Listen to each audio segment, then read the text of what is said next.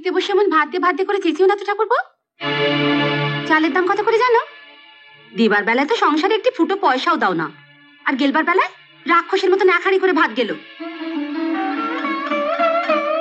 বিশ্বাস করো বর্দি, আমি যদি জানতাম আমি যখন ঠাকুরপোকে আংটিটা দিচ্ছি তুমি তো লুকিয়ে লুকিয়ে দেখেছো, আংটিটা যে ফেরত পেয়েছি সেটাও তোমাকে জানিয়ে দিতাম।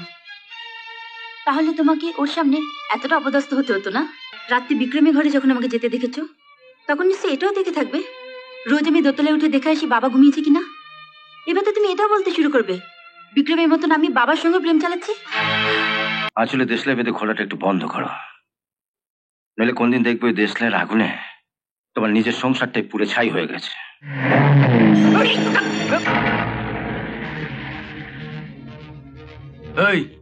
এই গাড়িটা কাজ জানিস? ওই উকিল পাড়াটা নতুন বাড়ি হয়েছে, ওই বাড়ির গাড়ি এটা। ওর মেয়েটা চালায়, কাউকে কেয়ার করে না।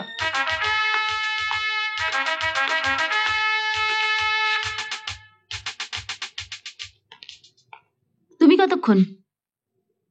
এই আধ ঘন্টা হলো। কোথায় গিয়েছিলে তুমি? তুমি অফিস কাছারি ছেড়ে সকাল বেলা এ বাড়িতে এসে বসে আছো, কি ব্যাপার? কি ব্যাপার তা জেনে তোমার কি হবে? তুমি ওপরে যাও, দিদিমণিকে ডেকে নিয়ে এসো। কি বলবো? বলবে পাড়ার ছেলেরা দেখা করতে এসছে, যাও। কোন পাড়ার ছেলে? তা তো বললো না, তবে দারোয়ান বললো যে ওই ছেলেটার জামাই নাকি কাদার দাগে ভর্তি, তা আপনার সঙ্গে দেখা করতে চায়। তুমি দাঁড়াও, আমি দেখছি, ভেতরে যাও। আচ্ছা।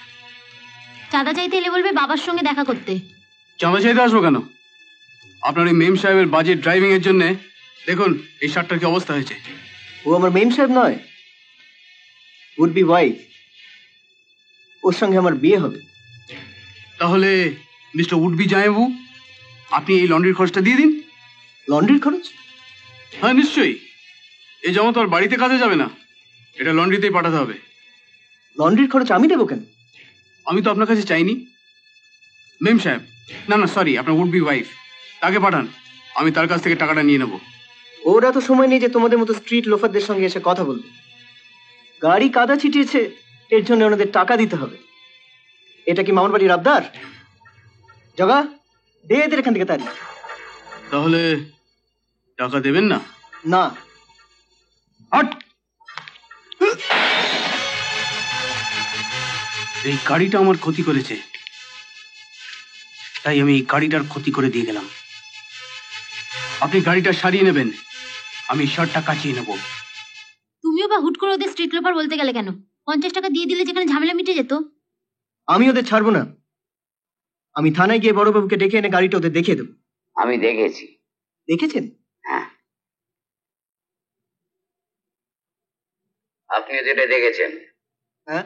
লন্ড্রিতে কেচে এই দাগ পুরোপুরি তোলা যাবে? তা বলে গাড়ির কাজ ভাঙবে? গাড়িটা তো ইনশিওর করা আছে, আমার সার্টিফিকেট পেলে ইন্স্যুরেন্স কোম্পানি টাকাটা দিয়ে দেবে। শার্টটা তো ইনশিওর করা নেই, এর টাকাটা কে দেবে? কে আবার দেবে? কেউ তো ইচ্ছে করে এটা করেনি। কেউ তো ইচ্ছে করে আপনার গাড়ির কাঁচও ভাঙেনি। ইচ্ছে করে ভাঙেনি? শুনুন, আমি একটা রিপোর্ট লিখে দিচ্ছি। রাস্তায় দুদল ছেলের মধ্যে মারামারি হচ্ছিল, একটা বড় ইট এসে আমার গাড়ি ভেঙে দিয়েছে। না না, আপনি লোফারগুলোর নামে ডায়েরি লিখুন। ডায়েরি লিখবো? ওই ছেলেগুলোর সঙ্গে আপনার নামটা উঠে যাবে। ওই ছেলেগুলো রাস্তায় পেলে আপনাকে এমন মার মারবে যে বাপ ঠাকুর দাদার নাম ভুলে যাবেন আপনি। আপনি তাহলে ওদের নামে ডায়েরি লিখবেন না? ডায়েরি লেখে কত খরচ জানেন? তারপর বিক্রমের নামে ডায়েরি দিতে পারবেন অত টাকা? কত টাকা লাগবে বলুন, আমি দেব। দেবেন? থানায় ঢুকতে কত খরচা আপনি জানেন? এই যে আপনি থানায় ঢুকলেন, এর জন্য 100 টাকা। এই যে আমার মুখোমুখি সামনে বসলেন, তার জন্য 100 টাকা। এই যে খাতাপত্র ঘেঁটে ঘুঁটে বার করব, তার জন্য 100 টাকা। তারপর কষ্ট করে লিখবো, তার জন্য 100 টাকা। এ তো দেখছি লেখা শুরু করার আগেই হাজার ছাড়িয়ে যাবে। তাই তো বলছি, ইন্স্যুরেন্সকে সার্টিফিকেট লিখে দেবো, তার জন্য 300, আর বিক্রমের জন্য 300।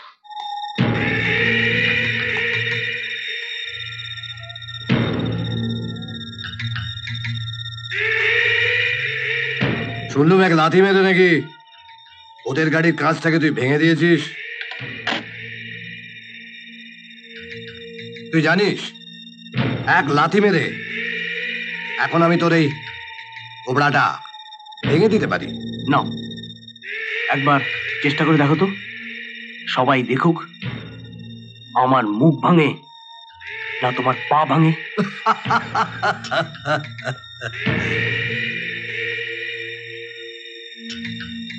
দলবল নিয়ে বসে আছিস বলে গরম দেখাচ্ছিস নাকি? এই রাজু, দীপক, আমার দিব্যি রইল, তোরা এখান থেকে এক চুলও নড়বি না। নাও, তোমার সুবিধের জন্য আমি মুখটাকে এগিয়ে দিলাম। লাথি মারো, মার মার না।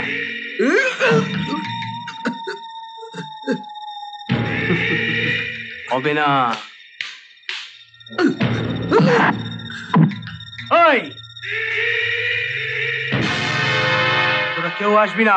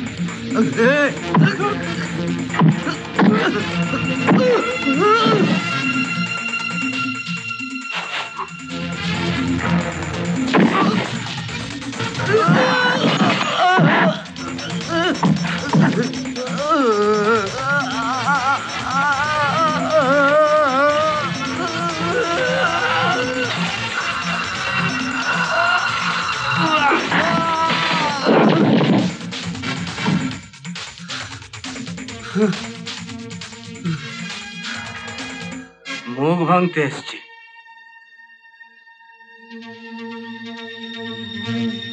দীপক, রাজু, এটাকে নিয়ে যা তো, গাড়ির কাছে নিয়ে যা। তোমার উড বি হাজবেন্ড মানে আমাদের জামাই বাবু আমার লোফার টোফার বলে হঠাৎ মাথাটা গরম করে দিয়েছিল, আর তাই আমি লাথি মেরে তোমার গাড়ির কাঁচটা ভেঙে দিয়েছিলাম। I am sorry. ওই থানার বড়বাবু জামাইবাবুর কাছ থেকে টাকা নিয়ে এই শার্টটা আমায় কিনে দিয়েছে। কেমন লাগছে শার্টটা? বেশ স্মার্ট না?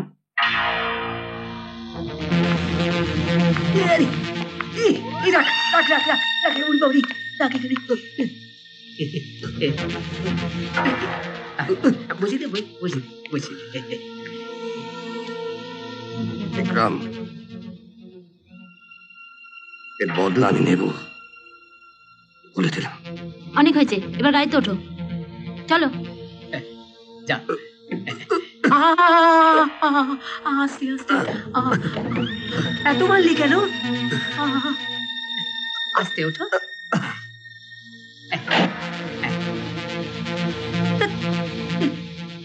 কি কি যে করিস না তুই একদম।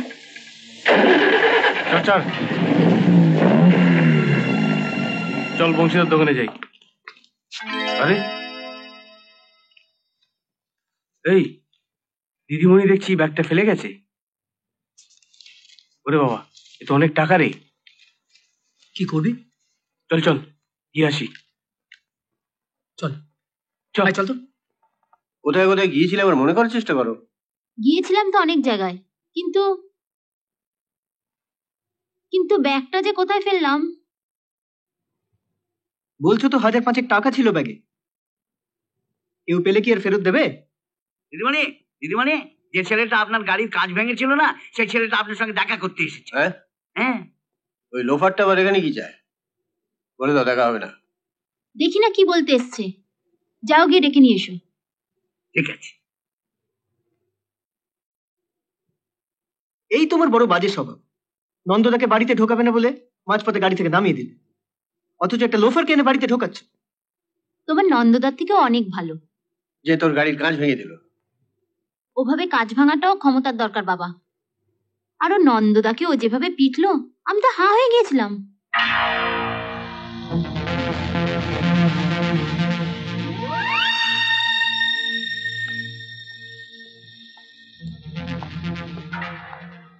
এই ব্যাগটা বোধহয় তোমার।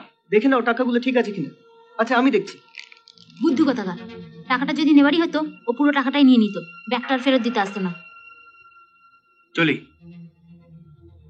চলি জামাই বাবু, আবার দেখা হবে। হ্যাঁ, টাটা, চলি। অশোক, তোমাকে না বারণ করেছি সব জায়গায় ঢেরা পেটাবে না যে তুমি আমায় বিয়ে করছো। আহা, এতে ক্ষতি কি? যখন সবকিছু ফাইনাল হয়ে গেছে। তুমি ফাইনাল করেছো, আমি তার ফাইনাল করিনি।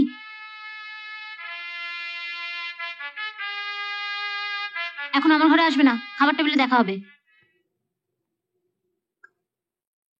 তোমাকে রোজ বলছি তুমি দাদাদের সঙ্গে খেয়ে নেবে, তবু তুমি সবার শেষে আমাদের সঙ্গে খেতে বসো, কেন বলো তো? দাদা বৌদিদের সঙ্গে খেতে বসতে আমার খুব লজ্জা করে গো। সংসারে তো একটা টাকাও দিতে পারি না। দিতে পারো না তো কি হয়েছে, বাবা তো তোমার হয়ে টাকা দেন। ও আগে দাদা বৌদিদের সাথে খেতে বসতো। একটা ছুটির দিনে আমি মাংস রেঁধেছিলাম, আর ও খেতে খেতে বলেছিল, মাংস দারুণ বানিয়েছিস দিদি, দে 2 হাতা ভাত আর মাংসের ঝোল দে। খেতে বসে এমন ভাত দিয়ে করে চেঁচিও না তো ঠাকুরপো। চালের দাম কত করে জানো? দেবার বেলায় তো সংসারে একটি ফুটো পয়সাও দাও না, আর গেলবার বেলায় রাক্ষসের মতো নাখাড়ি করে ভাত গেল।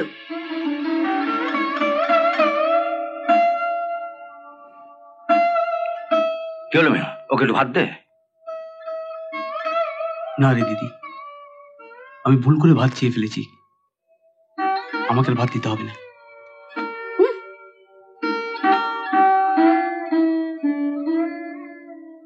আচ্ছা বড় বৌমা, ওর সংসারে কিছু না দিতে পারলেও আমি তো দিচ্ছি, আর তাছাড়া আমি কতটুকুই বা খাই। ও দুটি ভাত চাইলো আর তুমি। আমার অন্যায় হয়ে গেছে বাবা, এবার থেকে আপনি আর আপনার ছেলেরা আগে খেয়ে নেবেন, যদি কিছু বাঁচে আমরা বউরা খাবো। না না, তোমাদের সংসার, তোমরা পরে খাবে কেন? ওই লোফারটাই পরে খাবে। তারপর থেকে বাবাও আর কখনো সবার সাথে খেতে বসেনি, একা একা নিজের ঘরে বসে খেয়ে নি। আর আমরা 2 ভাই বোন সবার শেষে খাই। তুমি এবারে বউ হয়ে আসার পর তবু আমাদের জন্য কিছু কিছু খাবার তুলে রাখো। তুমি আসার আগে তো শুধু জুটতো ডাল ভাত, আবার কখনো বা। তুই চুপ কর না দিদি। চুপ করে তো থাকে।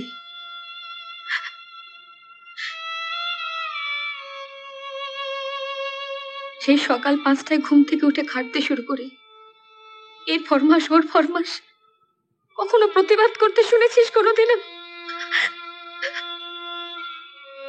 এক একদিন ইচ্ছে করে বাড়ি ছেড়ে পালিয়ে যাই, শুধু ওর আর বাবার কথা ভেবে যেতে পারি না। তুই দেখিস দিদি, চাকরিটা জোগাড় করে আমি একদিন তোর বিয়েটা দেবো। আমার কথা ভাবতে হবে না, তুই তোর নিজের কথা ভাব।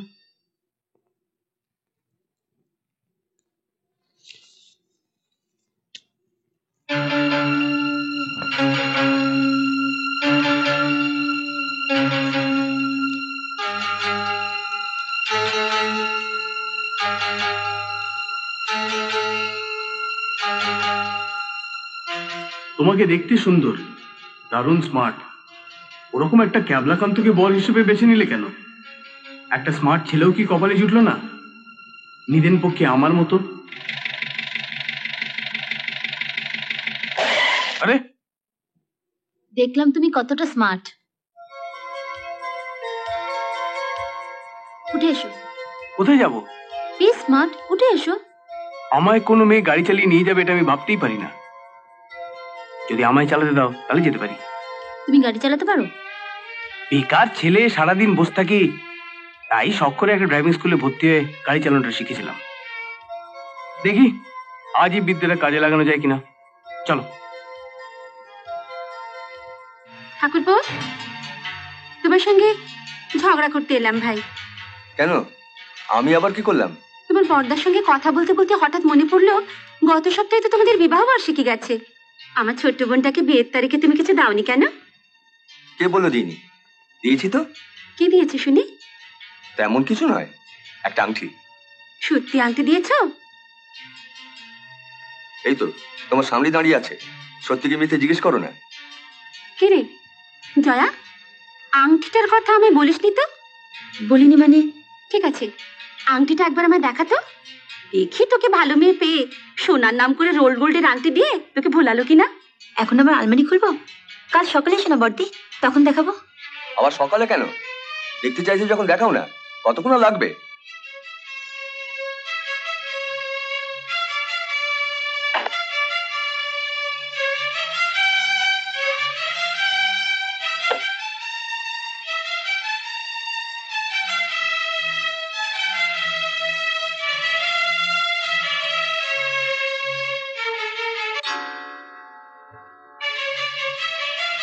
আংটিটা সুন্দর না? দেখো তো ঠাকুরপো, তুমি এই আংটিটাই ধুয়েছো কিনা? ওই দেখি।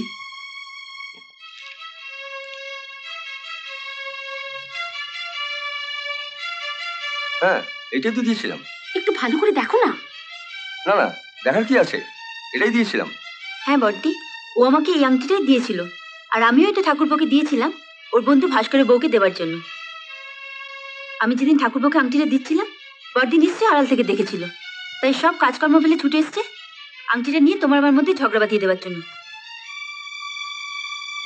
তুমি আংটিটা বলছো দিয়ে দিয়েছিলে, তাহলে এটা আবার তোমার কাছে এলো কি করে?